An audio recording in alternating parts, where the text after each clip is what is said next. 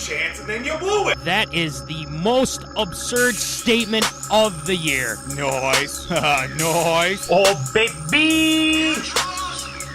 I'm in my zone, I'm feeling it.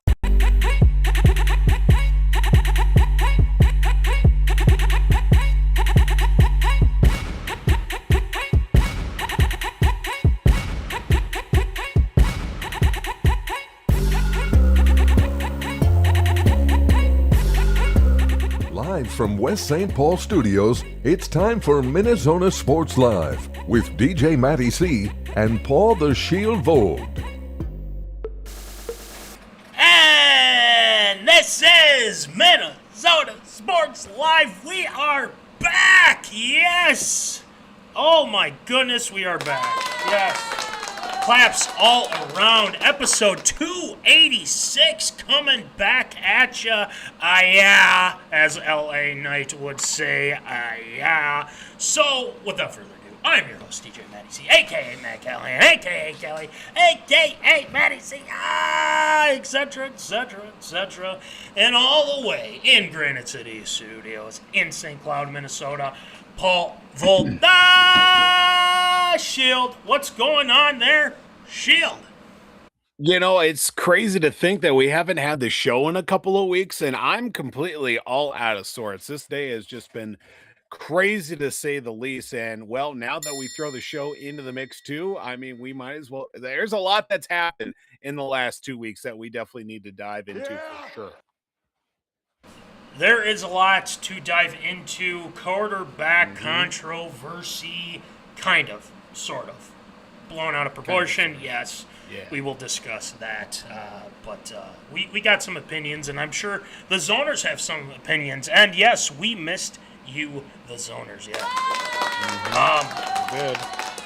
It's been a while since we've done a 2-week. We've done the week and whatnot. Like, there's just been some things that have popped up, but it's been a while since we've done a 2-week hiatus. So we are back. Yep. We are ready to roll. We got, like we said, Minnesota Vikings to talk about, and we got to talk about those new Wolves unis to say. I mean, they look pretty good. We're going to take a look at those. I'm telling you, those look great. I will say, I got to say, I'm going to throw that out there right away. So we'll talk about that. And then Voldy, we are switching gears to virtues with you. And you've got a lot to say about this Minnesota Wild offseason. This is very, very important offseason for the Minnesota Wild. Yes. Voldy, you have broken it down. You've got all the rumors that have been happening. Dylanlarkin, wink, wink.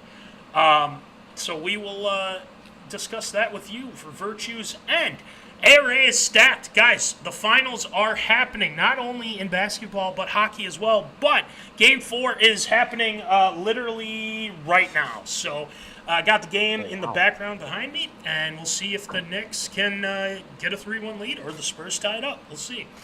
And then after that, we're going to the hockey, the Stanley Cup final between the Carolina Hurricanes and the Vegas Golden Knights. I think I know who Voldy's taking just by his jersey. Just saying. Oh, look at that. Oh, yeah, look at that. So we got that going for us as well. And then after that, Sorsby is granted eligible for 2026. That has been the hot topic lately from what I have gathered. And then not only that, but there were some trades happening while we were gone. Voldy, ajbrown is officially a New England Patriot. And mylesgarrett is a freaking Los Angeles Ram. What? We will discuss that as well. And then I know, it's insane. It's insane. And then the UFL United Bowl coming up here as well. Hey, who you got? We got the Defenders. We got the, what's the other team's name? The Kings. Louisville Kings. Yep. So we will discuss that as well. But before we get to that, I can't go one show without this guy speaking his mind on certain things. And that guy being Alex. Do you know who the Zoners miss? Money Munson. You had a full dose of him the other time he was on. What are we doing here? Not at all. Don't miss Good it. to see you too, Alex. Good to see you too. Give or take.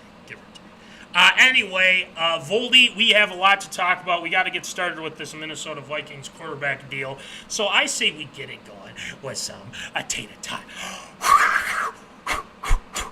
Hot Take.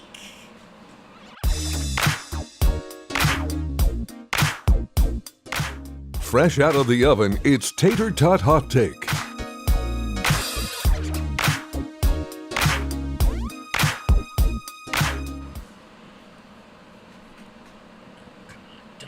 Hey, there we go. It just took a second. But anyway, we are back and ready to roll with Tater Tot Hot Take. And apparently, yeah, you can't get enough, Alex. You just really can never get enough. But I did actually see Money Munson this past weekend. Baby shower and all. So shout out to Money Munson and his wife Alyssa. So yes, claps out to them. I'll give that to Munson. I'll give it to Munson. Here we go. All right. Anyway, let's discuss, Voldy, the Minnesota Vikings. JJ McCarthy, Kyler Murray. Is there a kerfuffle? Well, depends on who you ask, I feel like.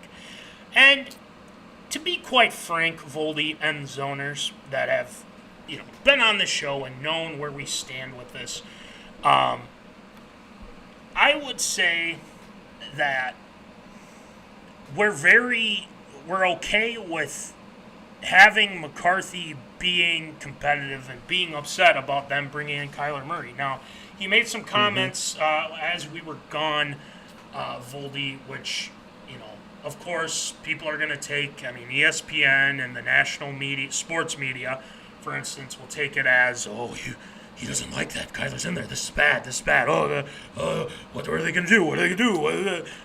How about you shut the hell up? That's for one. So, Voldy, he said there was some speculation these past couple days. People have been saying, are the Vikings going to trade JJ McCarthy? Are the Vikings upset with how things have been going? Are they already naming a starter without even going into training camp yet? I don't know. There's a lot of question marks right now. There's a lot of rumors spreading, but we really don't know what the situation is, to be quite honest. It is very early in the off-season for off-season workouts, minicamp, OTAs, and everything like that. Voldy, where's your stance on this? It sounds like Kyler is more, he's just kind of giving the best answer he can. He said, I can teach him, I can, hopefully I can learn from him as he can learn from me. He's saying the right things, whereas McCarthy had a little bit of a different answer. Voldy, what are your thoughts on the comments made by not only Kyler, but JJ McCarthy as well? What do you got? No, I think definitely the comments in general, starting off, of course, with Kyler, those are the textbook answers that you want out of a obviously veteran quarterback coming into a new team and obviously learning a new system. He's staying very open, just trying to do the best that he can, learning the system and hopefully trying to at least help and, maybe help out JJ in any way that he can, at least getting those answers out because obviously he's been in the league long enough to know how to answer those questions properly. And it wasn't too overly concerned about that. Just the way the response then from JJ, I mean, I would certainly my feathers would be ruffled too if, if the team that I was drafted by and, said that they were fully invested in me, wanted me to be the starting quarterback, which I was for a majority of this past season, brought in a guy to basically take my job before I can actually even get fully settled in, playing in my first full season, 2 years in the league, first full season playing. I would be a little bit ticked off about that. But of course, the way that he went about it with just saying, obviously he sits on one side of the classroom, I sit on the other, and then, we just kind of meet in the middle with the quarterback coach. Man, it was very interesting to see his response of that. definitely did not win a lot of people's favors based off of, his immediate response and, maybe whatever little bit of confidence that a lot of fans maybe had left in him is probably even lesser and lesser with each day of this mini camp that's been going on. Well, I think before we get into that, we got to get to the zoners. I'm sorry. I got to make sure we get to everybody here. Gosh, this is being really slow today. Oh, there it is. It's like micro-sized over here. What is going on? Beep. Come here. Come here. All sorts of shenanigans. There we go. We back. Yes. Hey. Yes, Lucas. We back. We are happy and back to give you another episode here on MinneZona. And, yes, we got Alex, of course. We can't get away from him, apparently. He says Vikings should trade jjmccarthy and have a few picks for Sam Darnold. Wow, that's a knee slapper. Heard good things about that. Yeah, well, it cost a lot of money. It was going to cost a lot of money. Just saying. Again, all respect to Sam Darnold. Really like what he did. Mm-hmm. Very happy for him. Absolutely. With that being said, I look at this situation, and again, I don't have the purple Kool-Aid glasses on or anything like that. I am saying this because I truly do believe it. I think this is blown way out of proportion. I think his answer was an answer, or J.J. McCarthy being his answer last week was more of a, I want to be the guy. I feel like I have done a lot in the offseason to prove that, and hopefully that can be translated to games this year. His mentality is to win the job. Now, if J.J. McCarthy is upset that the Vikings did that, I would say to J.J. McCarthy, and to his credit, because I think he deserves some respect in that matter, but a lot of those games were due to bad quarterback play. Not fully on him, but I would say that when the Vikings have almost 18 to 19 different combinations of that O-line, it's tough to stay upright. Ask Carson Wentz. He almost lost his whole arm in that Chargers game. You have to be aware of what exactly this situation is entailing. And the way that he's going about it, if he's pissed off, then play pissed off and win the damn job. That's how I look at it. How the national sports media looks at it is, well, what a spoiled brat. Why would he do that? Why would he say something like that? Oh, there's gonna be so much controversy in the locker room and this and that. This is what they're doing right now. And there's been many people that have commented on this situation and have been blunt about it, and some of the things that have been said I disagree with, but there's some things I do agree with. Like, for the fact, both of these guys are fighting for this job, and you expect these guys to be best friends, right? Not really. You're playing for a starting quarterback role in the NFL. You have to come ready and prepared, because if what KOC's been seeing in the offseason at OTAs and minicamp right now, if it's lengths and bounds better, if Kyler's better than McCarthy right now, and O'Connell wants to just say, this is our guy, then so be it. But the one thing I have not heard from Kevin O'Connell's mouth and or anybody else's is that they're like this right now, is what he's saying. Some people are like, Kyler's all the way up here, man. He's way past McCarthy. Yeah. We have no idea, because you can talk about how you go to these practices and think, oh wow, this is a very competitive, competition. And it's like, yeah, it is, because both of these men have something to prove.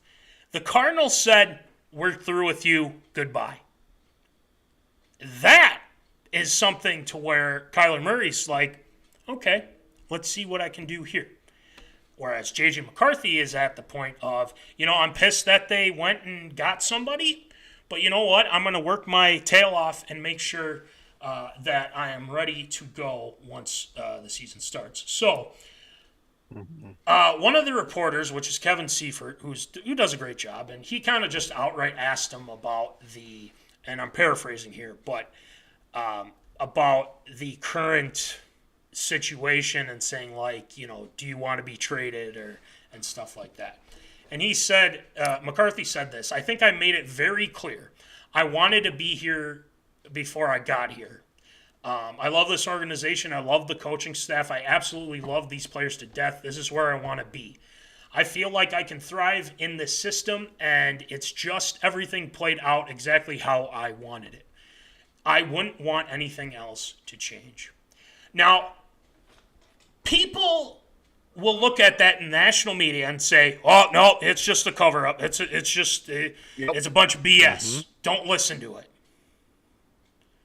Whereas I'm looking at this and I'm thinking to myself, that's how I would want him to answer this question. Mm-hmm. That's exactly how I'd want him to answer that question. And you see it because everybody on the team has been not only good to McCarthy, but good to Kyler Murray. They're not trying to make something. I think people have been saying within the organization and within the team, they're saying, don't listen to this BS. Don't listen to any of these people that are on the inside. Don't worry about it. Just do your thing, and we'll figure out who's going to be the starter at whenever KOC wants and go from there. Last thing I want to add about this, and then I want your thoughts on something else that I was thinking about too, Voldy. The one thing that I think is relevant here is, let's just say there's a scenario where the Vikings look at the situation and say, we're really liking what Kyler is doing. Let's see if we can maybe get something for JJ. Mm-hmm. I personally, and I'm saying this to everybody right now, I think it would be a big mistake if they decided to trade JJ McCarthy at this point in time. And maybe I'm wrong, and you can put me on an absurd statement and everything like that, but there needs to be some full, I would say, development in how he can do this. And I don't think he's going to make it hard on the Vikings if Kyler's a starter. What do you want McCarthy to do? Sit there and pout on the sideline? No, he's going to work his tail off. He is. Right. And we've seen it. So, Voldy, which brings me to you.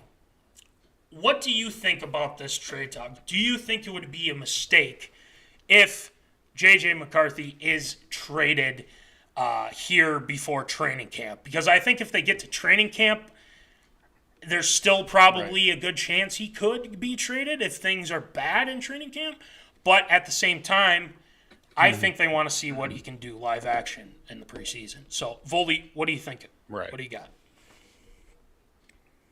No, I think it'd be a huge mistake, not only for the season, but obviously for the future of the franchise as well.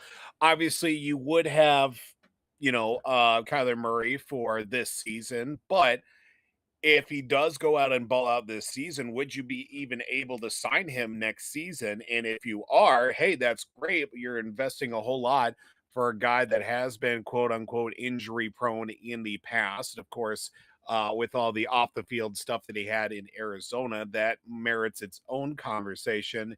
And then he's still, again, just one play away from, possibly his season coming to an end. And if you get rid of JJ McCarthy, then what? You have Carson Wentz, you have him stick around and ride out the season. Do you bring in another young backup as into the fold also? I mean, we've seen this in the past where guys have come in and have had to fill in that quarterback spot.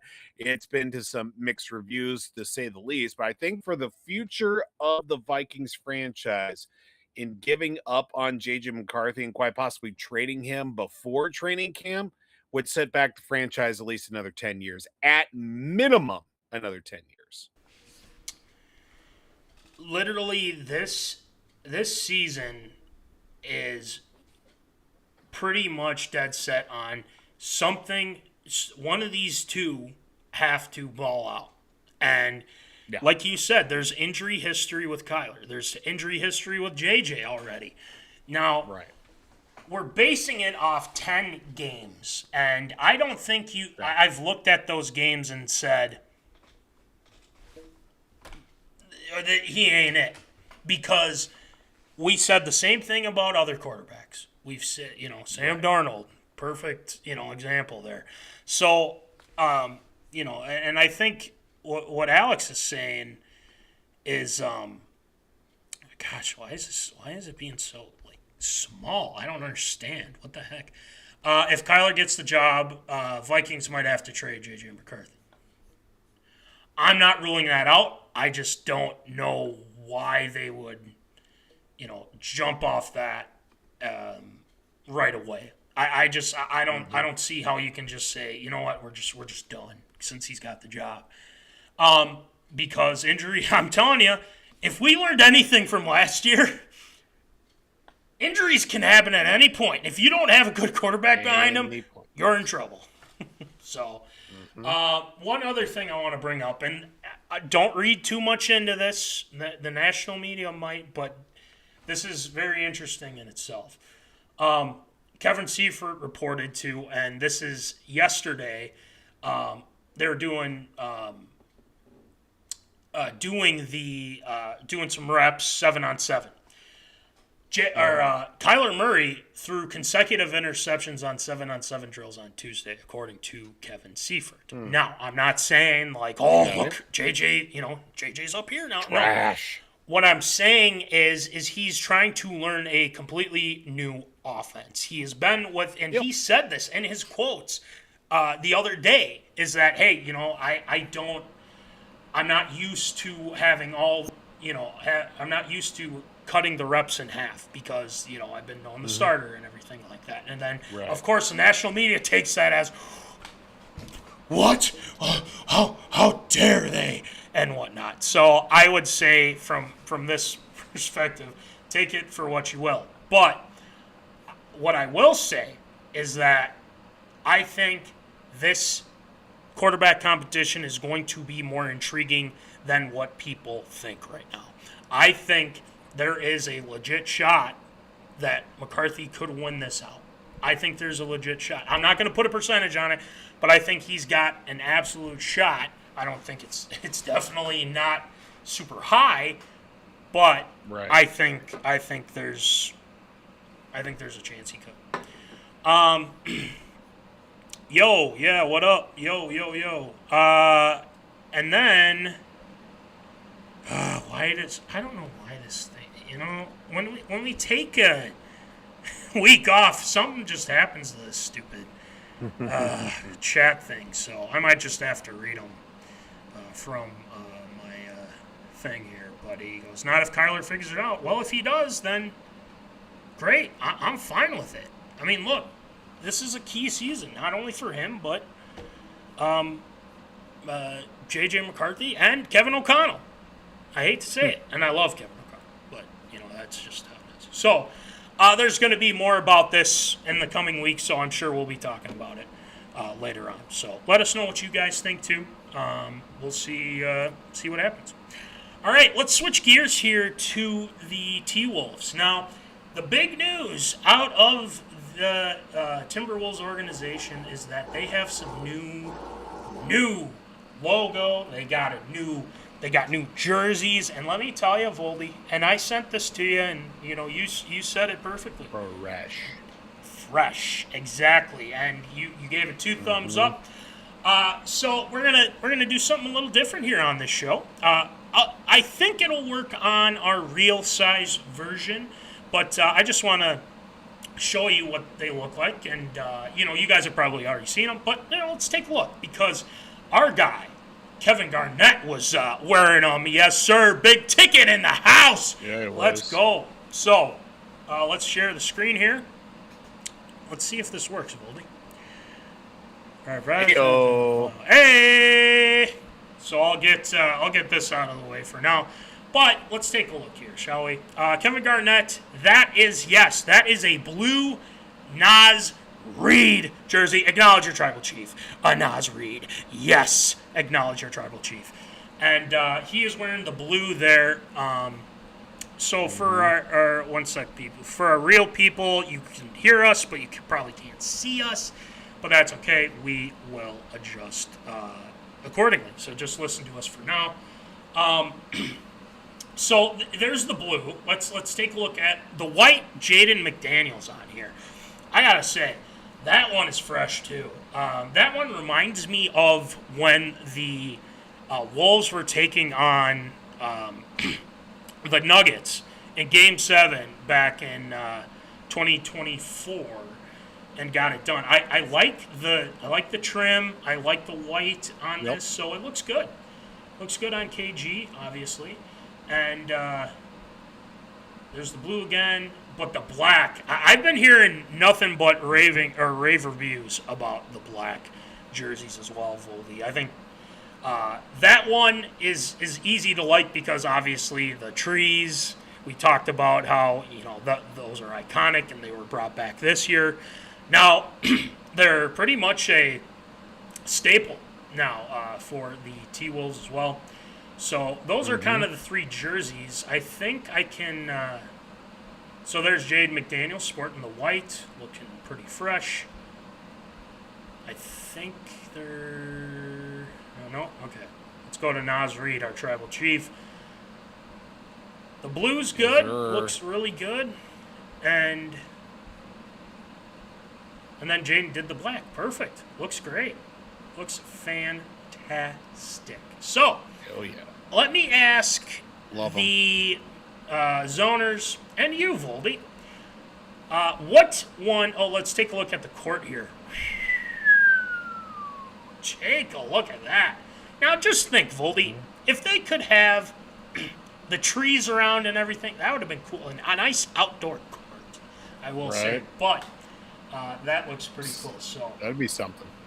So I'm curious, to the zoners and to you, Voldy, which one of the jerseys is your favorite? What do you got? Blue, white, or black?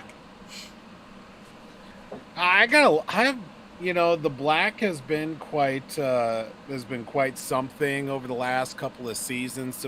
But man, the blue is just sharp. The sharp for sure, especially with our tribal chief Nas Reed sporting the blue for sure. I am more than down with the blue jerseys. This, just obviously a little nod to the original Timberwolves uniforms and everything, but a little bit of a modern twist to it. So, those ones are definitely my favorite for sure. Well, I'm a sucker for black jerseys, and those are pretty fresh. So I'll go with the black. I like the Jumpman over here too. I think that looks pretty nice. But I do like the blue a lot, too, I will say. The white is pretty cool, too. I mean, nonetheless, I like that one.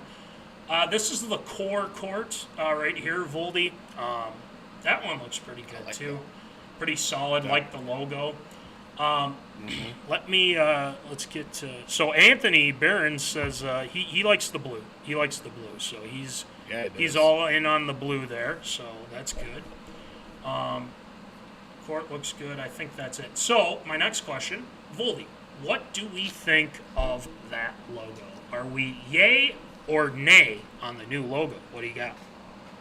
I kind of like the new logo. I know when they did the whole semi-rebrand, when they went, with the navy, the white, and they had like the highlighter green uniforms, 7-8 years ago or something like that.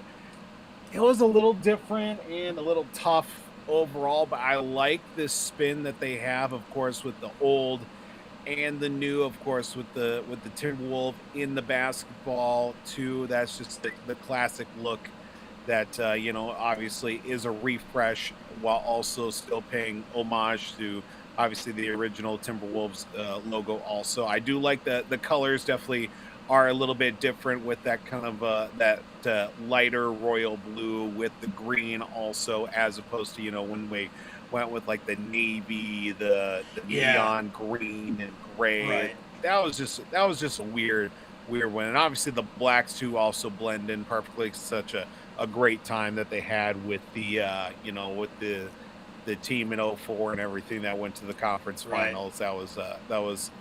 That's always nice to have the trees back always in the mix too. And I think this is finally a step in the right direction with this new ownership with Lori and A-Rod to, finally say, okay, this is our team. We finally put our stamp on this squad here because we now have the uniforms to make the proper look of what we want with this organization. Yeah, I agree. And I think I'd probably say my only gripe is I don't know how I feel about the green eye for that, but you know what? Yeah, it looks good enough, I will say, and it's nothing that I'm just like, oh, how dare they do that? It's just like I don't know how I feel about that. I don't know. I don't hate it. I just think I'm like, maybe could have done something different there, but that's okay. All that matters is them playing well and the jersey.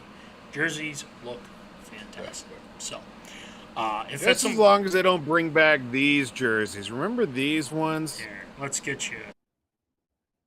I was gonna say my light there.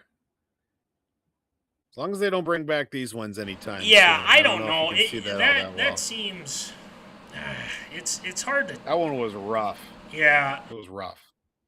Or it was like the black with the neon Prince ones too. green. I mean, again, nothing against Prince, but I don't know. Those are kind of. Just wear it just a couple of times. You don't need to go overboard. Prince and the connection, the city, and everything. I understand it, but right. Let the sleeping dogs lie. Right. So I'd probably give it an A+. I mean, this ownership group's doing what they can, and obviously they want a new arena, and I think they'll eventually get that as well.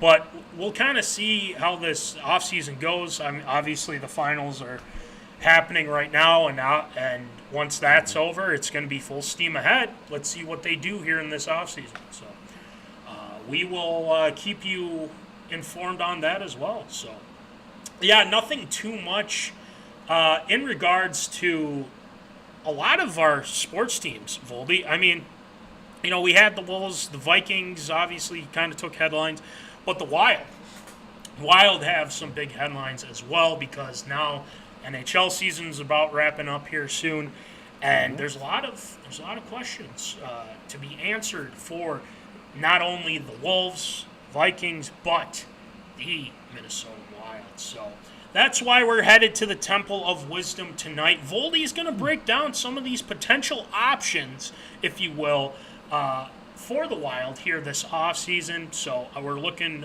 forward to that. So let's go. Let's head to the Temple of Wisdom and go with Voldy's virtues.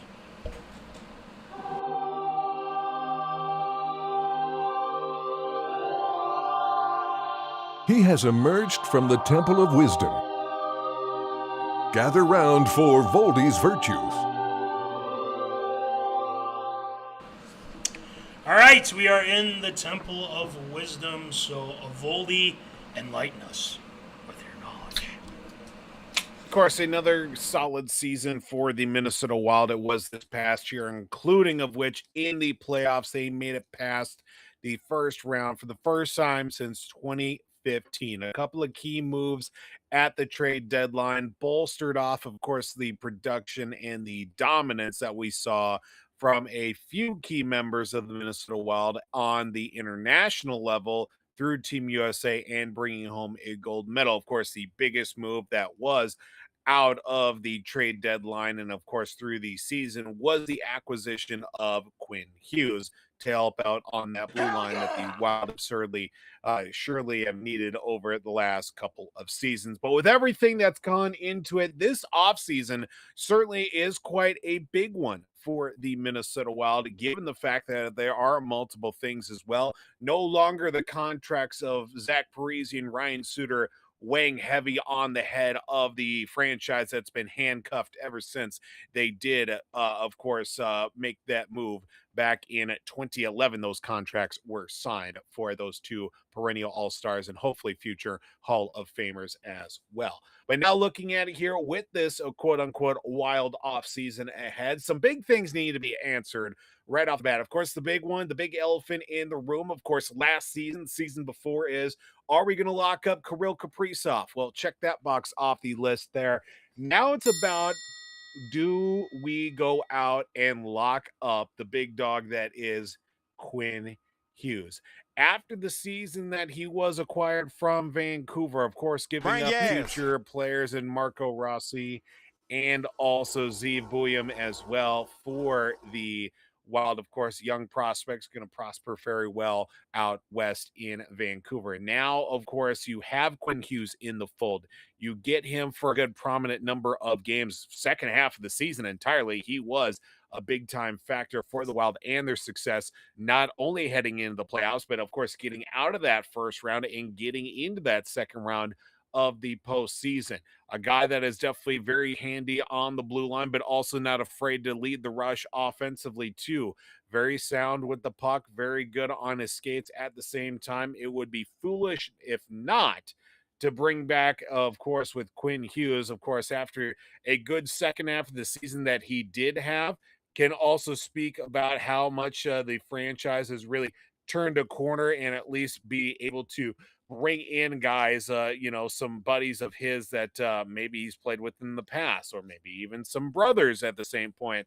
More on that coming up here as well, to make Minnesota more of a free agent destination than it has been in recent years. Another big topic as well for for the Wild too, it's been the lack of depth when it comes to the center position. Number one center spot has not been number one, has been obviously situated quite easily now, of course, with the likes of, a Matt Voldy and of course the youth movement that they do have there too. But where's the number two center as well? Need a true top two center that can actually get us over that hump in the second round of the playoffs to at least provide a little bit of depth, because if teams are going to be start keying in, of course, on the number one center, it's going to be about getting a little bit of help there on that second side. Of course, with Joel Eriksson Ek getting hurt there in that first round and not seeing him in the second round, if at all, really did hamper the Wild in a few different ways to where they were just kind of out of sorts. And if not outgunned, they were certainly missing a few bullets in that chamber for them too. So definitely looking at the acquisition of a center, maybe quite possibly dipping their toe in the trading of a one Dylanlarkin, who of course was on Team USA with billguerin, with Matt Voldy, with Quinn Hughes as well. Of course, familiarity right there and seeing what he wants out of it. Listing, of course, Minnesota as one of the places that he would take his talents to if the Red Wings would like to make and take an offer from the Minnesota Wild or the Vegas Golden Knights or the Florida Panthers. So you're looking at two other teams, one of which that won a Stanley Cup couple of years, 3 years ago.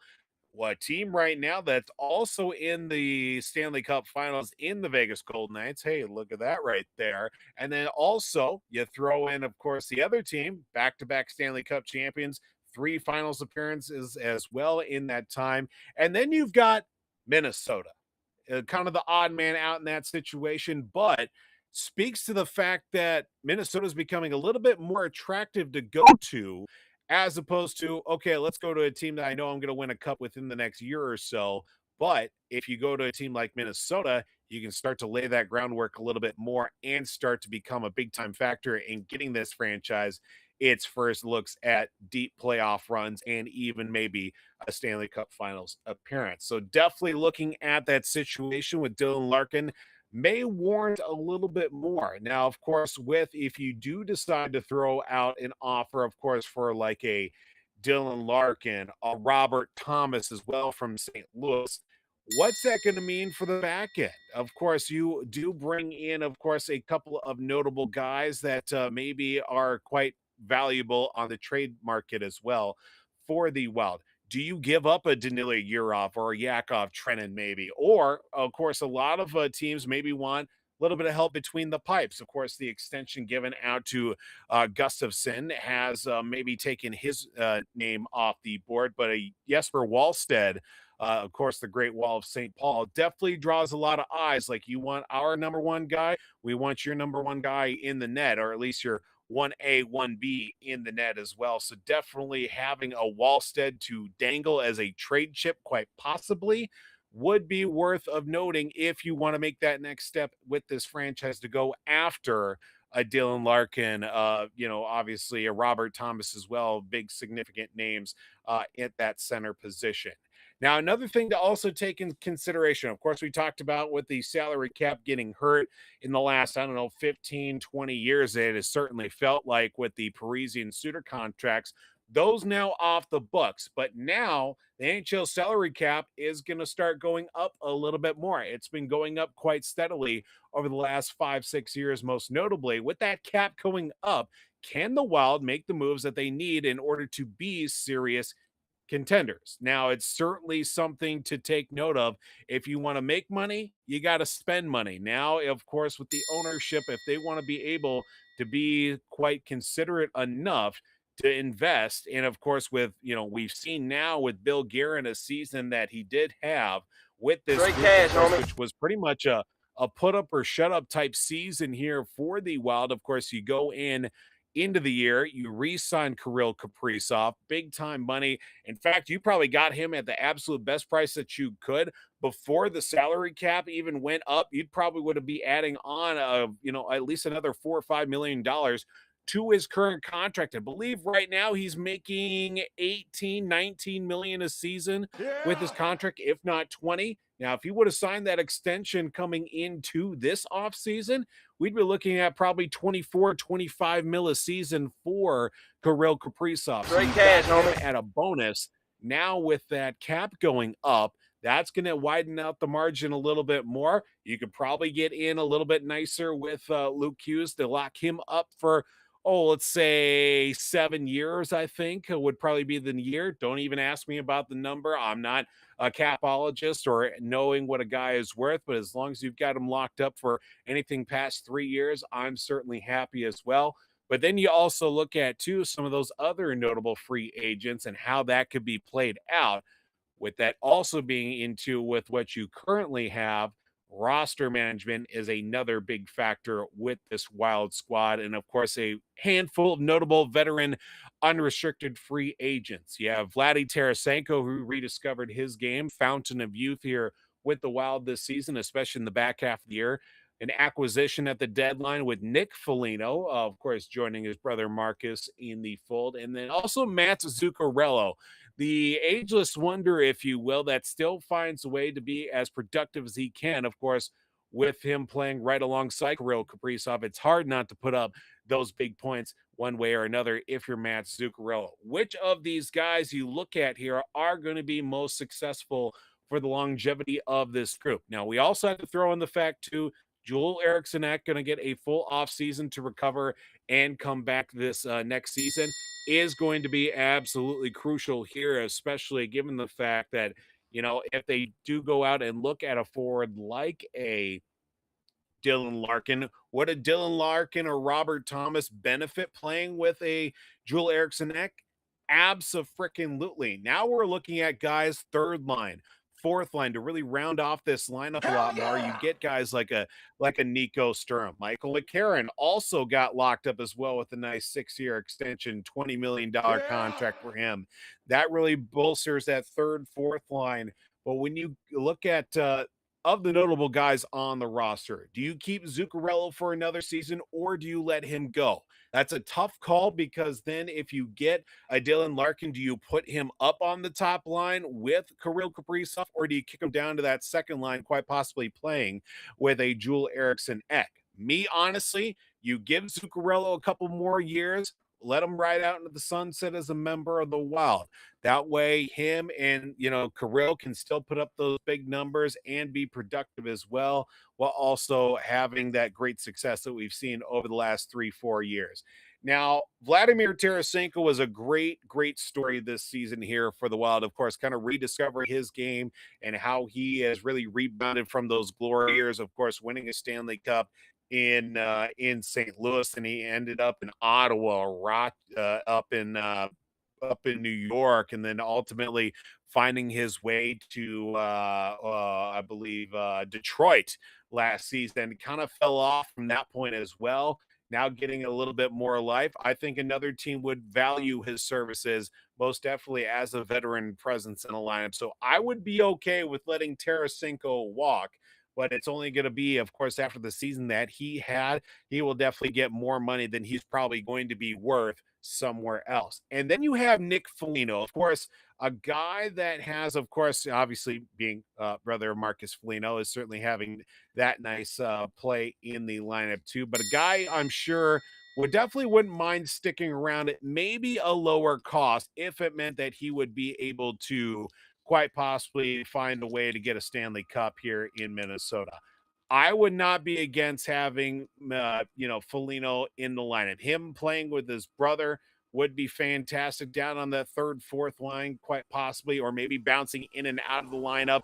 I think now at this point in his career, he knows what he's worth and what he brings to a team. Maybe more stuff off the ice. Of course, being a former captain and multiple stops that he's been in, I would certainly be all right with having Nick Foligno back with the Wild for another season. And of course, the real big things that have been poked out there on the rumor mill for sure. What does the future hold for Hughes? No, we already talked about Quinn Hughes. We're talking about Jack Hughes. Jack Hughes and quite possibly even Luke Hughes, of course, get all three Hughes brothers to Minnesota. Quite out on the deep end for sure. You would have to give up a guy like a Wallstead and maybe even some other top prospects for sure, if not top impact players. Very much like what we got with the Quinn Hughes trade, giving up Rossi and also Zeev Boyum for sure. And they probably would even look at maybe giving up quite possibly a Jack Hughes for like a Wallstead and maybe even like a, I hate to say, maybe even like a Brock Faber or something like that. Really go off the deep end for sure. But I feel like with the way that the organization in New Jersey, that's where Jack Hughes is right now. And I believe Luke is also over there. If he's, I believe he's over in with the Devils also. Of course, they're looking at new coach, new general manager as well. Long contract situation with Luke Hughes for sure. If they want to be able to get that money off the books and maybe quite even wash their hands, they would definitely be worthy of, maybe fielding a few calls. But I think the price of going after a Jack Hughes right now would probably be a little bit too rich at this point based off of, what the Wild are trying to build with what guys they have currently, and maybe even bringing back a couple of other guys too, or at least maybe start the groundwork. Maybe if not the trade deadline this upcoming season, definitely next offseason. If Jack Hughes isn't traded by then, I think the Wild would definitely have to take into strong consideration, if not the Devils for sure, if they want to be able to move on and at least get Jack Hughes somewhere that he can compete beyond the days, of course, with New Jersey. That Jack Hughes right now, I don't think he's going to be a member of the Wild coming up this season, but definitely within the next couple of seasons, I could definitely see him and Quinn join back up in Minnesota to be, of course, a great destination place too. So the Wild have a lot of things on their plate right now with this offseason, but getting off to a good start by locking up Michael McCarron, and they definitely have plenty to go with here before the start of another season, of course, and also you look at too, with numbers pointing in the right direction for them. It'll be quite interesting to see what they do here throughout the summer, leading up to, of course, a return late summer into the fall before training camp starts in late September into October. Well, I think this is very intriguing. I mean, all of this is very intriguing. The fact that Larkin has made it known that he wants to be in Minnesota and will do what it takes. Now, I know the Wild aren't the only team, but this is a very good sign for the state of hockey, nonetheless. And Billy G is going to figure out some type of way. Let's get to the Hughes. The three amigos are three broskies, to say the least. Jack Hughes, Quinn Hughes, Luke Hughes. I think if Billy G is going to pull that trigger, you like you said, you're going to have to give up guys that you probably don't want to give up, right? Now, if things start to change, things start going downhill, then maybe New Jersey revisits and says, all right, what do you want? So I think it's a very intriguing prospect, and, I wouldn't say no to that either. Alex says this, if it'll let me. No, apparently not. No. Yeah. Remove. All the way down there. Add. There we go. It's just crazy to me how it works one day and then it works one time and then it doesn't after. Wild would be silly to trade Wallstedt. Well, yeah, I think so. I mean, I don't look at Wallstedt and think, oh yeah, we got to trade him, because he was fantastic. I mean, a lot of those games, Wild wouldn't have been. I mean, let's throw out that 9-6 game against the Avs. Yikes! Let's forget that one ever happened. But before that, and even after that, when he got put back in, he played really well. I think Gus Bus. I think if Billy G is able to offload that, then we're talking a little bit more realistically. I think that's more possible. Tarasenko, Voldy, I think Tarasenko was just awesome this past year. And he was like we said on the show, he was a Wild killer when he was on the Blues and other teams. But ever since he's been with the Wild in a Wild sweater, he's been fantastic. So maybe Billy G can work something out. I'd like to see it. I think he's great. So yeah, absolutely. I wouldn't be against it for sure. Right. And so with Zuccarello, that's Krill's guy. And I think Billy G is going to figure out something to get him in back with the Wild as well, because I just think you got to have that connection there, and they definitely have it. So let's I think I'm hopeful there too. So saw the McCarron thing. I think that is big because I thought he played well. Obviously the Wild trading for him. And then Larkin, it's going to come down to how aggressive Billy G wants to be. I mean, does he want to be aggressive now? Does he want to be aggressive maybe later on? But the fact is, you got to bring back Hughes some way, somehow. You got to bring back Zucky, and then figure out what to do after that. So hopefully Larkin's on that list, because if they add Larkin, watch out. That's all I got to say. Watch out. We're in business now, so. So great job with Virtues this time around, Voldy. Really insightful stuff here with the Minnesota Wild. Big offseason, and hopefully we land a big fish. Let's land that big fish. So we'll see what happens. We will keep an eye on it. All right. Voldy, ARA. It's a stacked ARA. A lot of finals happening, like the NBA Finals, which has already started. Looks like San Antonio is up 12-2. Yes, 12-2. Oh, boy. Very early. Oh, boy. We'll see what happens, but we will discuss that and who's winning the whole damn thing. Speaking of finals, the Stanley Cup Finals, we got the Canes, we got the Golden Knights. It's tied up. It's a good series. It's a hell of a series. A lot of good games here. So we'll discuss that. Sorsby, the man of college football, is eligible to play in 2026. Will he lead those Red Raiders to the college football playoff? We will discuss. And then June 1st, NFL Mayhem. We talked about it. Mylesgarrett to the Rams. Jared Verse to the Browns. Picks going everywhere too. And then ajbrown. He's headed to the Patriots. Not like we didn't see that coming. Just saying. But that's it was crazy. It was crazy. But the next one too, the last one, UFL, the United Bowl between the Defenders and the Kings. It will be interesting to see who holds up that UFL title.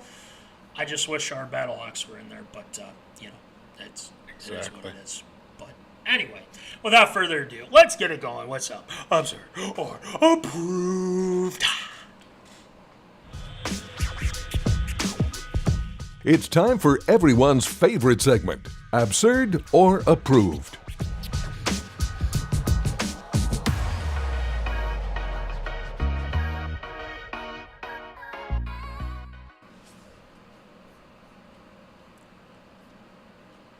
And here we go. It's time for Absurd or Approved. So, Voldy, why don't you rattle them off for us, please? Well, we will start off, of course, here with, of course, as we're talking, game number 4 is underway with the NBA Finals between the Eastern Conference champion New York Knicks against San Antonio out of the Western Conference. Of course, games 1 and 2 went to the Knickerbockers, of course, after scoring a win in game 1, 105-95, then took a 105-104 win in game 2 at the end of last week to go up 2-0.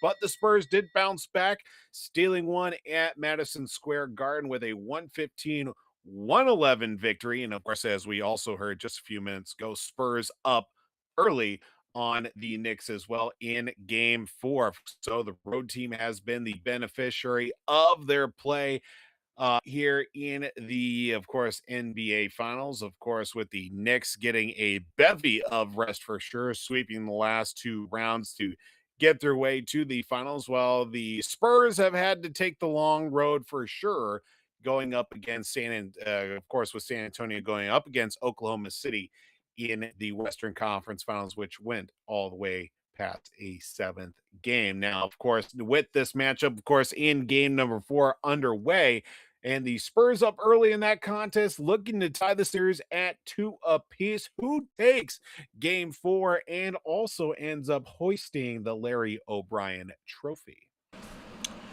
Let's get to our zoners here. Our guy Anthony chiming in. He says that he wants to see the Spurs win. I'm a fan of Cap, but I want the Wolves' curse to be broken. Here's the thing I'll say to that. The thing is, we're cursed no matter what. I mean, it's yep, Minnesota sports. Minnesota sports at its finest, which you probably know too, Anthony. But at the same time, I'd be happy for. I'm in the same boat as you. I mean, I'd be happy for Cap. Good for him. I'd be very happy for him. But at the same time, Voldy, you'd have to add more to the list, and we don't want to have you to add more to that list of people who have left Minnesota and have won somewhere else. I don't like it. I hate it. But that's where we're at with things. We don't like it. But yeah, I mean, I'd like to see it broken. But at the same time, too, there's a lot of history with the Knicks not being able to make it and whatnot, and of course the national media has been all over it. Now, you want to talk about suffering, just try to be a Minnesota sports fan, I mean, in general, quite honestly. And, I'm kind of leaning more towards the Spurs because I just, all of the national media and the celebrities and everything like that, they're just going to be super annoying if the Knicks win at all. And, rightfully so. You should celebrate it and whatnot. That's fine. But I just don't want it to. I just don't want us to be the butt end of jokes if we lose or if the Knicks win and you let go, Cat. I love Cat, but they had their reasons for sure. So for game 4, Voldy, I am gonna go the Spurs here. I think the Spurs tie it up 2-2. And I think if you're New York, if you lose this game 4, I'd start sweating a little bit. Okay. I mean, because, look, I didn't think that the Knicks were going to win in San Antonio twice. That was crazy, and that's impressive, to say the least. These guys play as a team.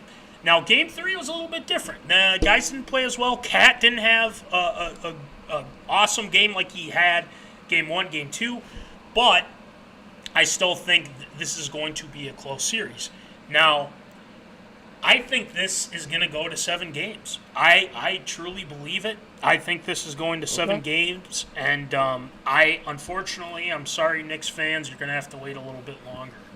I got Spurs in 7. I just look at what they've been able to do this year. Look, I doubted that team when the Wolves played them. I thought, outside of Wemby, who do they got? Well, they got Castle, they got Fox, they got Harper. I mean, these guys are good. And it's scary for the league because they're going to be a hell of a team. So, yeah, I got the Spurs in 7. They'll win. That core group there will win their first title together. I think the Knicks, you know, it's hard with that history. It's hard with that history of the New York Knicks. And to see Stephen A. and some of these celebrities crying about how they should have won and this and that, it'll make for great TV. So I got Spurs in 7, Voldy. So, Voldy, what do you got? I think with it being, of course, getting that win on the road for San Antonio was a real, for lack of a better term, game changer for sure, if not series changer. Of course, their back's up against the wall. They're being down 2-0. You're hitting the road there after, I wouldn't say less than impressive performances, but even with a, bad shooting night from Wemby, he's still putting up, 20 and 10, if not more, with a handful of block shots in that mix too. It's just been the other guys around him trying to fill in those needs elsewhere. Now, for the overall makeup of these two teams, I would definitely have to give the Knicks their due for sure, just being an overall more complete team as of right now, compared to the Spurs. Of course, the Spurs very young, very, very young. I think their top 3 players have been first round lottery picks within the last 4 or 5 years or something like that. And it's great to see, of course, that youth being significant enough to get their team to this point, even in such a quick turnaround for a team, of course, that was a historically great organization. And of course, now with the change in the guard from Coach Pop now to Coach Mitch Johnson also, and then getting that opportunity to grow from the standpoint, of course, when you brought in Wemby as the, number 1 overall draft pick, just all arms and legs kind of flailing around it. Now see his game develop a little bit more to the point where, of course, now Defensive Player of the Year, getting snubbed of the MVP, has certainly lit a fire underneath him in many, many ways. But I would have to say, of course, I could see the Spurs taking this one as well on the road, but series overall, it's hard to go against the Knicks, especially with the amount of time that they've had to rest. And of course, just the creativity that they do have on the offensive floor. I'm still going to say Knicks in 6 to take the series and also take home the championship also. Mostly because I want to see New York City burn itself to the ground and just see all the craziness that would ensue. I don't know if you've seen all the man in the street interviews and all the after the post-game chats on the streets, Matt, and they have been electric. And I would love to see New Yorkers finally come through and burn their city to the ground creatively in celebration. Oh, good Lord. It would be one hell of a sight. But if they lose, they probably will do the same thing. So, I mean, there's that as well. Oh, yeah, for sure. Either way.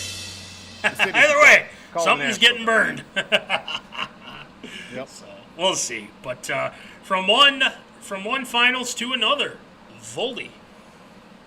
A series that is tied 2 games apiece will come, of course, down to the final 3 games to decide who brings home Lord Stanley's Cup with, of course, the Vegas Golden Knights, the jersey I'm proudly wearing here tonight, and the Carolina Hurricanes. Of course, the Canes coming back, of course, from that late contest that they had the last night as well, winning game number 4, 5-3, bolstered by their captain in Jordan Stahl, that he had the ultimate game-winning goal. A very, very good series thus far. Game number 1 was certainly a wild contest, to say the least, with, of course, Vegas coming up on the positive end of that, and then ultimately getting these series tied up at 2 games apiece will certainly speak to the fact that you don't know what's going to happen with this finals. Of course, just we've seen here with these overall play from both teams. Of course, we were talking multiple points during game number 1, even parts of game 2, but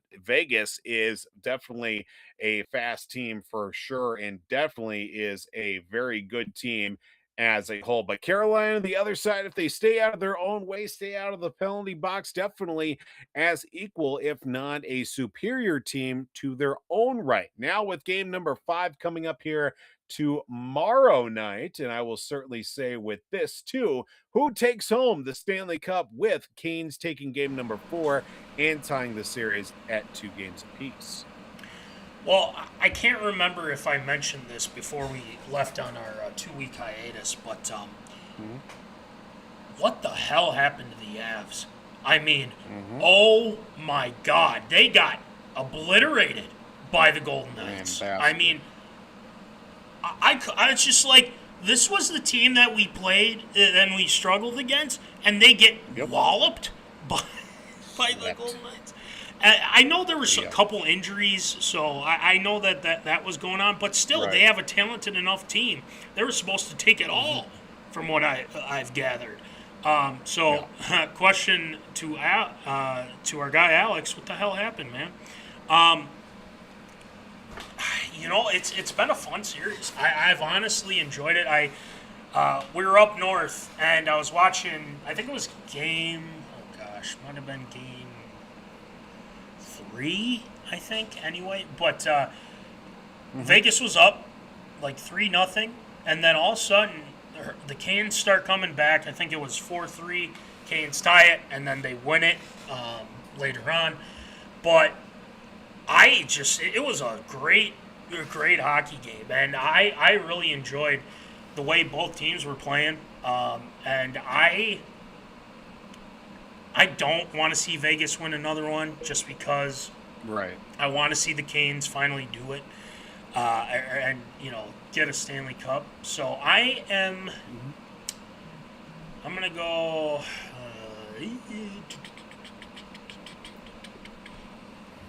give me the Canes. Give me the Canes. Yes, I'm going to go Canes in 7. I think this series, both teams are really good enough to take it to that.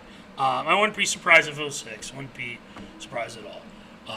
It could, for either side, even, to say the least. So I'm going to go Canes. I'm going to go with the Canes, Voldy. I'm feeling the Canes are going to get it done. I think they'll finally hoist that Stanley Cup. So, Voldy. Okay. What do you got? Boy, this is a tough one for me. I mean, I don't really have a dog in the fight. Obviously, I'm wearing the Golden Knights jersey just because, well, it was very fitting in many, many different ways. Vegas, with them, 3rd Cup appearance in 9 years in existence. And then Carolina has always been the little team that could, of course, getting to the finals, or at least trying to fight their way and get past, the Panthers, the Tampa Bay Lightning, also to get to the Stanley Cup finals and find their way back for the first time and bring home a cup since 2006, when Rod Brendamore, who is their captain of the Pine, is now also their head coach.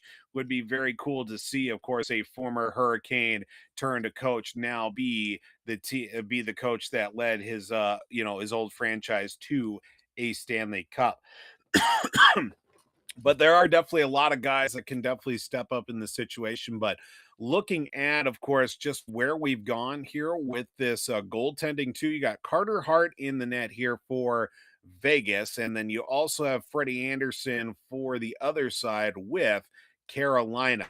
And now you would definitely say experience goes towards Freddie Anderson, but Carter Hart is definitely not shied away from anything in this series to even get to this point, let alone in this NHL, since him coming back in the league over the past season. Now, I would definitely lean a little bit more towards when you say maybe not so much experience, but just overall team cohesion. Carolina would be great to see them lift a Stanley Cup finally after so many years of being in the mix, or at least a model team for sure. You definitely want to, definitely want to take a lot of pointers from. But on the other side, you look at the way Vegas has been a very scrappy, surprising team in many different ways, with a couple of younger guys. Of course, the big acquisition in Mitch Marner last offseason to get him to come, and just how he put up some big numbers, still so far through this postseason. And, Brett Howden has surprised a lot of people as well. Dorofeev has also been really good for them too as a whole. But you know what? If I had to say, I would definitely put Carolina down, and I would say Carolina in 7, because there's just no way this series doesn't make it to 7 games. Just so how back and forth play overall has been, and just how these late game comebacks have always been. You got to play a full 60 and then some in order to come out the victor on the other side. But I'm definitely going to say Carolina in 7.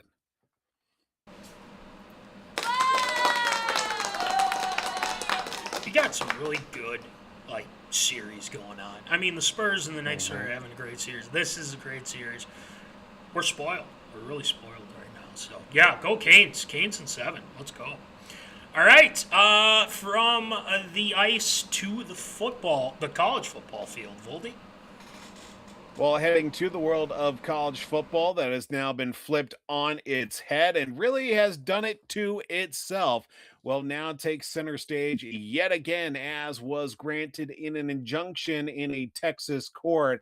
Brandon Sorsby of Texas Tech University, after transferring in the transfer portal from Cincinnati, will be granted eligibility for him to be able to play for the Red Raiders in 2026 after he was declared ineligible for wagering on college sports. Now, of course, the bets that did take place previously, of course, leading up from his time from Cincinnati, and even originally when he was with with Indiana University and their football program, over the span of years, some 9,000 bets totaling in the neighborhood of $90,000 that he ended up wagering in his time, of course, dating back to his time at Indiana. Of course, he did take place, in rehabilitation for his gambling addiction, and completed that. But now, with this injunction that did get set up by a judge in a Texas courtroom, that will say that he will be eligible for the 2026 season, but will be serving a 2-game suspension for those first 2 games, which was proposed by his attorneys in the meantime, is an absurdo approved following that 2-game suspension, and Sorsby does find his way to be the starter for the Red Raiders at Texas Tech. Will Brandon Sorsby lead the Texas Tech Red Raiders to a college football playoff appearance? One thing I will say before I get into that, if this was, let's just say, that's 2009-ish, 10-ish, maybe a little bit before that even too, this dude wouldn't play any more football. Because the NCAA would hammer this dude down, or be like, you ain't playing nowhere. But he's very lucky. Look, a lot of what he did is grounds for an addiction, and it is, and it just showed.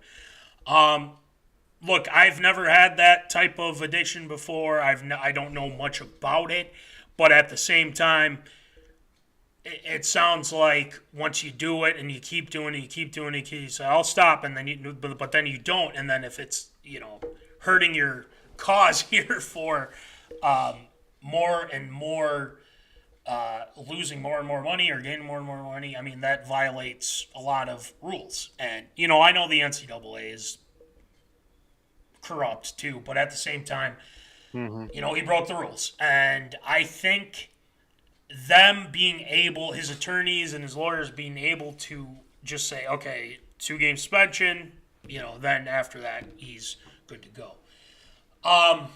I've never thought that, something like this could be get to a point where someone has done this sort of thing and get away with it. And it finally caught up to him. It sounds like he's dealing with some anxiety, and I definitely know a lot about that as well. And I think a lot of what he's been dealing with is something it's kind of when you have success in college football now, there's temptations, right? There's temptation to bet. There's temptation to do other things, and we don't need to list those types of things. But he is definitely up there to being a top prospect in the 2027 NFL draft. This is very important for him to make the most out of this opportunity now, because there can't be any more screw-ups. There can't be any more betting deals or anything like that. You have to be smart and not screw this up. Now, to answer your question, I think there's a good chance. Do I think that it will lead to a college football playoff appearance? I'm going to say absurd, because when you've been dealing with this sort of thing and whatnot, you really have to overcome a lot of demons. And I think he has to a point, but it's going to be a tough road to get to the college football player, because there's so many good teams, and injuries can happen and whatnot. But I'm going to say absurd. But what I will say is that I think he'll have a very good season, and he'll kind of help himself. But this is no screw-ups, and I'm sure his people have already told him, his family, his friends, everything, no more. You had your chance. Here's the second chance. Don't screw it up. So, yeah, I'm going to say absurd. But at the same time, I think he'll still have a good season. So, Voldy, what do you got? Let's address the elephant in the room here with the whole gambling. And obviously that has been at the forefront of not just college sports, but sports in general, probably since about at least COVID, that, sports gambling has really ramped up and has become more and more illegal. And basically you can bet on anything from any sort of point of view. You knew sooner or later that this was going to happen. And what precedent is there to previously say, you can't do that, here's the punishment, and now you have to live with the repercussions? Like, this is what happens. I mean, what did we expect? That everybody was just going to not do it and avoid it as a whole? It's impossible to fight off something like that and be able to justify that obviously what he did was wrong, and now we're also in a situation too where you can basically say, yeah, I did it, but why should I have to face the repercussions of what I did, because of the fact that it's so heavily prevalent in the world that we now live in? College sports now is becoming a shell of what it was this time back when we were in college, basically, where it was about the game and about everything too. And now it's just all about, okay, how much money are we making for the team, for myself, for this university, and how can we make more of it without actually having to try hard all that much? Now, he did get the injunction, and obviously now is going to be serving that suspension too for those first 2 games of the season. Of course, going to be fairly cupcake, easy walks, I would certainly say, for Texas Tech. Then you get into the real hustle and bustle out of the Big 12 on top of it. Could it be to the college football playoff, though? I mean, after the play that we saw from him last season with Cincinnati, I wouldn't be surprised they sneak in, of course, jumping all the way down maybe as 10, 11, 12 seed. I could see them sneak in the playoff for sure.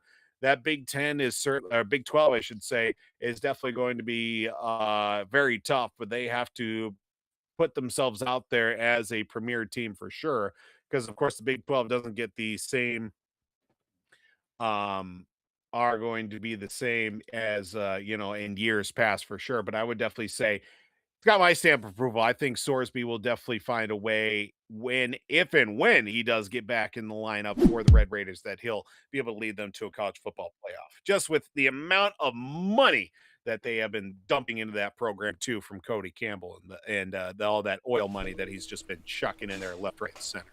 Yeah. That's definitely positive, especially with that oil money for sure. Mm-hmm. All right, let's head to the NFL. A lot of things happening there, Voldy. Yes, heading into the world of the NFL, June 1st was a huge day in the NFL, of course, with roster designations and organizations moving on to players past and present. Couple of big significant moves did include the Los Angeles Rams acquiring reigning defensive player of the year, single season sack king as well, that being Mylesgarrett. He will be heading his way to LA. That going towards the Cleveland Browns. They did receive, of course, Jared Verse and a handful of picks on top of it, now possibly pushing all their chips in to maybe make one more run at the Super Bowl. Are we seeing an F them picks 2.0? But of course, another big plan that held its way, but of course was well known for the last, I don't know, seems like last year and a half, it seems, that the Philadelphia Eagles did finally send over AJ Brown to the New England Patriots in exchange for a first round pick in 2028. Now, that, of course, those two being of the biggest significant moves from the June 1st designation on top of it. Now, of course, with those two big significant moves, who made that biggest move? And I think we don't really need to, maybe elaborate too much on top of it. But of those June 1st blockbuster trades that did take place, who made that biggest move on that June 1st timeline? Well, it's definitely the Rams. I think that's pretty much set in stone. I was on vacation, and obviously I was, the nieces were definitely keeping me busy, that's for sure. Trying to chase them around and whatnot. But when I did have a second to look at my phone, my jaw dropped. Absolutely dropped. Right. And I saw that, and I'm just like, holy, and let's just say it, holy shit. Like, honestly, it was insane. I looked, and I turned to Papa Callahan, and I said, did you just get that update? And he goes, no. I told him, and he's like, what? Seriously? And, I couldn't believe it. And I think what it came down to was Miles, yes, did take that because remember he requested that trade and things got weird, and then all of a sudden they threw a bunch of money at him, and he's like, "Oh, okay, I'll take that." Oh, thank you. But I think there was going to be a breaking point, and I think that's what it was. The Browns just thought, maybe we can add more, and kind of go from there, as opposed to sticking with a guy that's pretty much been our franchise. I mean, the guy broke the record last year in most sacks in a season. I think when you look at the grand scope of it and you look at the Rams, I'm not going to make a prediction here or do a bold prediction at this point or say anything, but them acquiring Mylesgarrett, if he's healthy, and he usually is, but if they somehow not make the playoffs, I would be absolutely shocked. This team is an absolute Super Bowl contender right now with making this move. Crazy. Now, what the Browns are getting in return isn't bad. You're getting picks, you're getting Jared Verse, so you're basically trading, you're the best rush defender, defensive player in the league, and you're getting a guy who's young and who is scrappy. And trust me, we know what happened when he played the Vikings. But unfortunately, it had to be in Cleveland. But at the same time, the Rams were just like you said, F them picks. And boy, did they say that. And they not only got him, but now they have Trent McDuffie as well. That defense is looking even better than before. And mean, they're pushing their chips all in right now. So the Rams are going to be tough to beat this year. I'm just saying, I'm not making any bold predictions yet or anything like that. Everything's got to fall into place and yada yada yada. Right. So I think right now it's easy to say the Rams, but if you look at the Browns, that's a lot of picks they got in return, and the question is, can you capitalize on that? Because as of late, the Browns haven't been great at capitalizing on that. So, real quick, let's go to the AJ Brown thing. Not surprising. Yes. We know this. This was going to be happening one way or the other, with or without Diana receding. Just saying. Had to throw that cheap shot out there. But Had to do it. had to do it. But I think this helps them get that number one receiver, because you saw in the Super Bowl, Voldy, and I think you would agree with this, is that, Stephon Diggs, yeah, he was, number one receiver, but I think that's really kind of, gone down a lot. And, hopefully with A.J. Brown, him and Vrabel have a good relationship, and I think he's going to be a lot happier. Eagles get a first-round pick in return. I think that's not a bad deal. So, yeah, obviously it's the Rams-Cleveland deal, but at the same time, I think the Eagles got what they wanted, and the Patriots got what they wanted, and I think hopefully it'll be a good relationship in New England with A.J. Brown and Drake May and all those guys. So, we'll see. Voldy, what do you think? Yeah, I think obviously the big trade with mylesgarrett and him joining, of course, now being able to at least have the ability to play with a lead and actually maybe even get more sacks than what he had to do in Cleveland last year, obviously becoming the all-time single season sacks leader is a big, feather in his cap, but he had to do it a lot with his team down and at least trying to get his defense off the field for sure. But now he can play on a team and on a defense that will most likely have a lead and ultimately get more opportunities to win some games, or at least win some rushes. I mean, that's an absolute win here for the Rams for sure, and just going all in once again, quite possibly, to at least give Matthew Stafford one good solid more run at winning a Super Bowl. Now you look on the other side also with, of course, Cleveland too. They didn't get no spare parts. Jared Verse, still very young, still very sturdy at the defensive end position too. I mean, sure, not 23 sacks or whatever, but still could get you double digit sacks. And that defense that they do have for Cleveland, still very young. Carson Schlesinger was the defensive rookie of the year for the Browns. Mason Graham, very nice as well on that D-line too. So they have some very young pieces there for Cleveland. That could be, I'm going to go out on a ledge and say they could be fairly competitive in the next couple of years for sure for that Cleveland squad on the defensive side. Now they just need to get figured out on the offensive side and who's actually going to be playing quarterback for them past this season. Now, of course, with the trade for AJ Brown, like we said, we already knew this was going to be happening. Now it's officially official. Now a true number one wide receiver for New England, something they've been lacking probably since when Randy Moss was there, honestly. I mean, you look back, it's been a lot of, solid number two receivers and number two by committee, basically. And then you throw on just tight ends on top of it when your, best receiver was going to be a tight end with, obviously Gronk.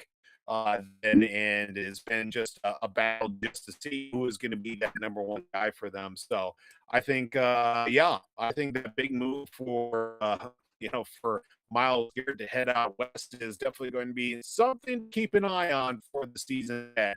And I don't see how the Rams don't make a very deep run into the playoffs next year. We'll save that for bold predictions, which was, it's actually, it's almost getting to August. Oh my God. Anywho, let's not get too far into that. Because, not too soon, though. Yeah. Not too soon. We That's just right. hit June. Yeah. Let's enjoy it a little. Just hit June, exactly. All right. Next one, Voldy.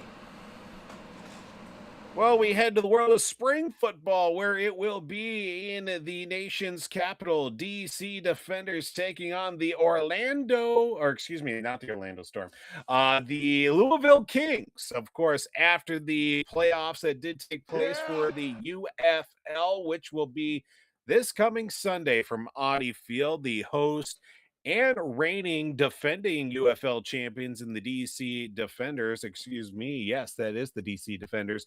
Will be taking on the Louisville Kings in their first season with the UFL after relocation, in a battle of which that saw a couple of upsets. DC taking down the number 1 seeded Orlando Storm after their game got moved from Orlando to Daytona Beach, and saw the Defenders find a way to win in the late stages of that second half before pulling things out. While on the other side, the St. Louis Battlehawks fell on the sword once again in the conference championship game after taking on the upstart Louisville Kings and their squad also that has just been rolling and winning ever since they started off below 500. In fact, won 7 in a row at one point for Louisville, and it will pin the DC Defenders against the Louisville Kings. Now, with this matchup coming up here on Saturday, which will be for the UFL Championship, who takes home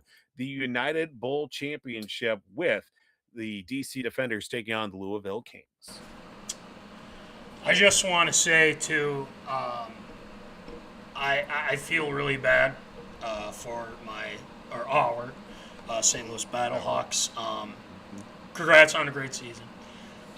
Nonetheless, I know it didn't turn out the way you wanted it to, but hey, you know what? You're doing better than a lot of these other teams. So shout out to those guys. It seems to me like the DC Defenders are kind of the creme de la creme in the UFL, if I'm not mistaken. They've been very good for a long time. You know what's interesting is that one of the players on the team, Voldy, Kiki QT, remember Cutie, that guy from the Texans? Remember him? Oh my God, yes, I do now. Yeah, he's on that team. And then they played, and they played the Orlando, like you said. Another player, KJ Hamler, plays for the Orlando Storm. Yes, former Denver Bronco as well. There's a lot of names that I recognize on here, which is kind of cool. So, shouts out. How about for Louisville? How about for Louisville? Cameron Dantzler. The needle. The needle. Mike Former Zimmer's Vikings favorite legend. person, I think. Was he? Yeah. I can't remember. Yeah, that is what it is. But I do remember him, and he had his moments, but he also had his dumb moments as well. But you know what? Hey, good for him. I'm glad that he's doing well with the Louisville Kings. But let's answer your question. I think it's going to be hard to beat DC because they're in DC, to be quite honest, nation's capital. And I just think they've kind of built that pedigree, man. I think they're going to win against the Louisville Kings. But my question is, and I'm sorry that I'm doing this right now, but I got to know. And if it's true, then I might have to change my pick. Do we know who the defensive coordinator is for the DC Defenders? Do we have any idea? Do we have any indication? Hopefully it's not who I think it is. I'm looking at it right now. Defenders. I have a guess, but I really hope it's not who I think it is. I think it might be. Not Greg Williams, is it? It is not. No. It is not. Good. He is not the defensive coordinator anymore. Thank God.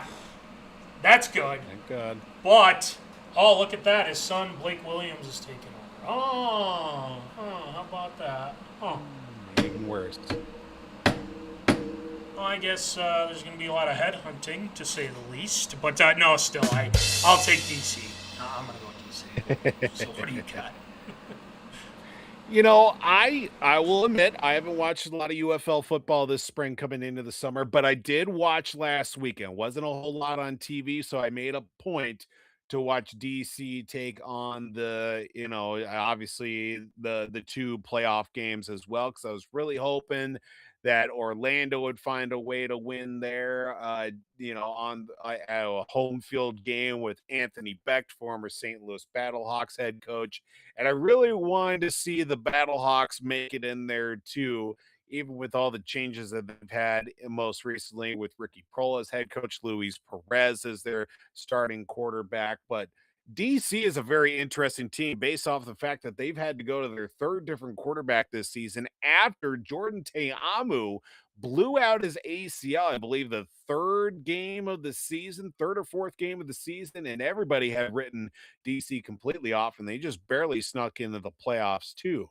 Now, the other side here with Louisville, of course, with their team that is basically their coaching staff is made up of, Baltimore Ravens legends, Chris Redman, Chris McAllister, I believe, is their defensive coordinator as well.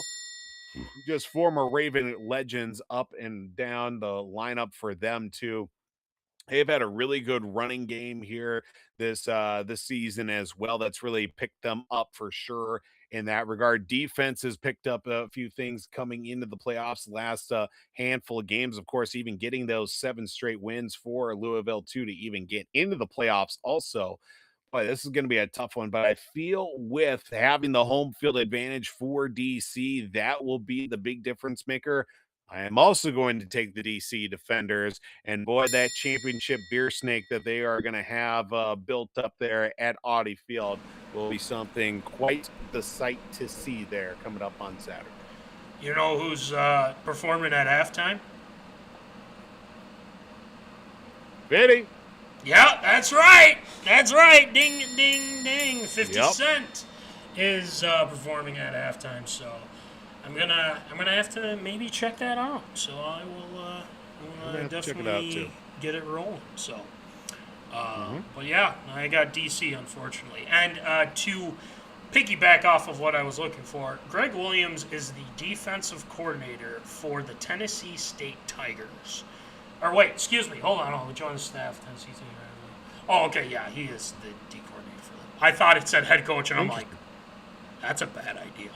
Even though it's a bad idea to hire him in general, but still, yeah, that's kind of where he's at now too. So Crazy. He can go fly a kite for all I care. Anyway, with that being said, great job as always, Voldy. A stacked A this time around. Speaking of that, the Spurs are up 59-34 in the second. Damn. In the second quarter, ladies and gentlemen. Damn. So it's a big lead, but we've seen that dwindle a little bit. So there's they've come back. I'm not gonna say like, oh, this is it. I've seen leads get blown for sure. We've all seen it. So, but without further ado, great job as always, Voldy. And it's time, Voldy. There are so many shout-outs we got to get to tonight, so let's get it going with some Shield shout-outs.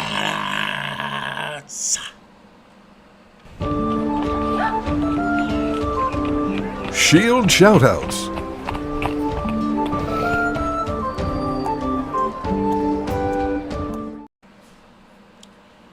All right, it is time for Shield shout-outs. So, Shield, who shout out tonight? Well, of course, as we did take our break, of course, a couple of weeks ago, we did miss a couple landmark events, which did include a happy belated anniversary to our creative consultant and my wife, Mrs. Sarah Ann Toosvold, celebrating 9 years of wedded nuptials. So it's always great to have someone that's been by your side through it all. And also, during that time off as well, we did also have a graduation, a preschool graduation for our oldest, that being Mr. James, graduated preschool, and also in that same span lost his very first tooth on top of it. So A lot of milestone moments here for the big guy for sure.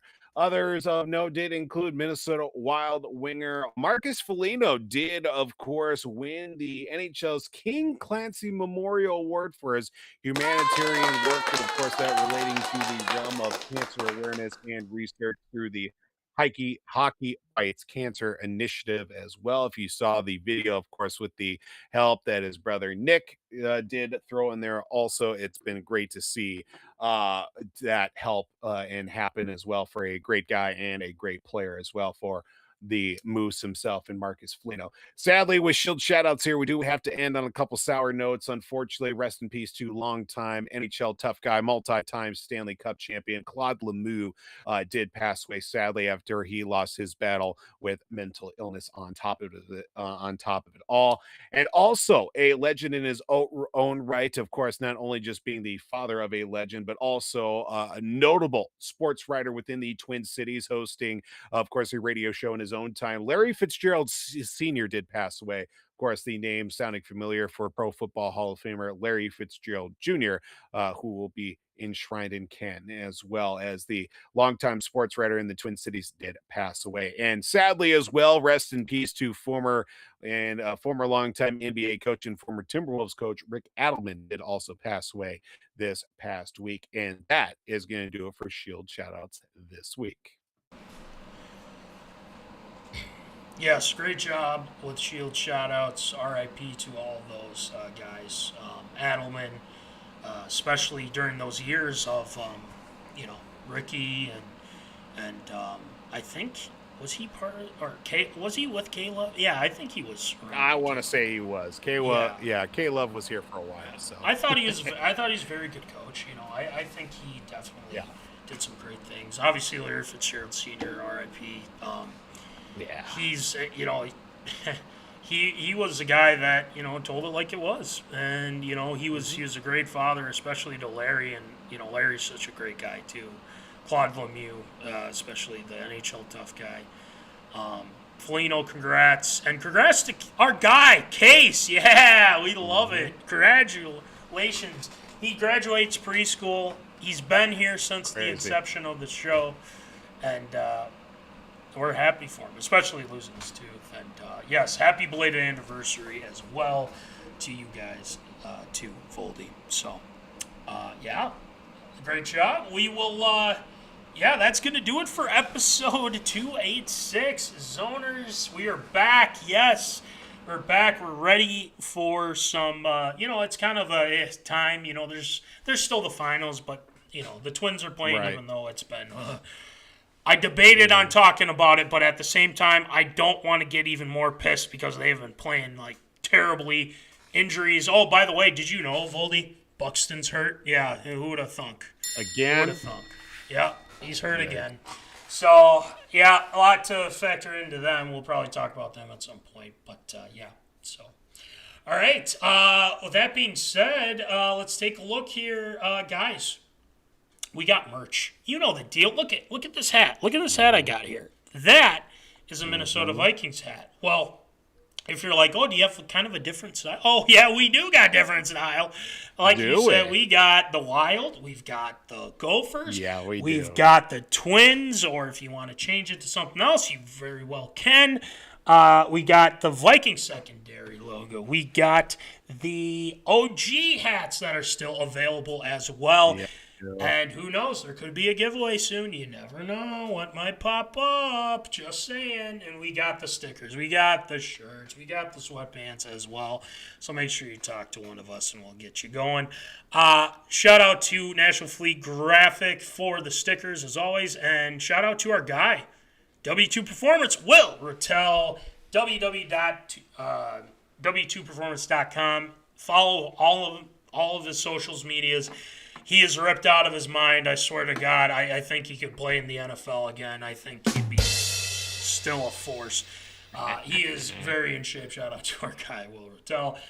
Shout out to the Smiles for Jake softball team. Voldy, I believe you guys had a little bit of a split this past week. Yeah. And, thanks for being a sponsor for us. So, Absolutely. We love it. We love it. Shout out to our guy, Troy Stoudemire Jr., TLS Performance. He's doing his thing as always. And make sure you check out the latest popcorn bucket list. Nick Dahlhoff and Rhino Meyerberg as well. We've got our guys, new episodes, movies to talk about, and a whole lot of other things. Omni Entertainment on the YouTubes, Instagrams, Facebooks, you know the deal. So, with that being said, guys, that's going to do it. Episode 286, we're back. We're better than ever. We're looking forward to seeing what happens in these finals with the Knicks and the Spurs and the Canes and the Golden Knights. So we'll keep you up to date on everything Minnesota as well. So without further ado, as always, remember, folks, a game in the zone. Holla. Thank you for watching MinneZona Sports Live. Join us Wednesdays at 7 p.m. for live show broadcast. And as Voldy likes to say, follow us on all the socials medias.